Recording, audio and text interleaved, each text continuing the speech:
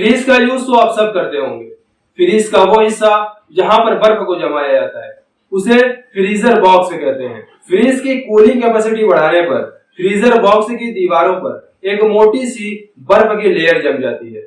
ये जमी हुई बर्फ फ्रीज के लिए अच्छी नहीं होती, क्योंकि यह फ्रीज में टेम्परेचर के सर्कुलेशन को रोकती है और फ्रीज की कूलिंग कैपेसिटी को कम करती है।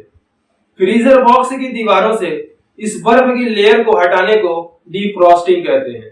डिफ्रॉस्टिंग करने के लिए फ्रीजर बॉक्स के बाहर एक छोटा सा बटन दिया होता है, जिसको दबाने से फ्रीज का कंप्रेसर 10 से 15 मिनट के लिए बंद हो जाता है और बर्फ पिघल जाती है, जिससे फ्रीज की कूलिंग कैपेसिटी भी बढ़ जाती है।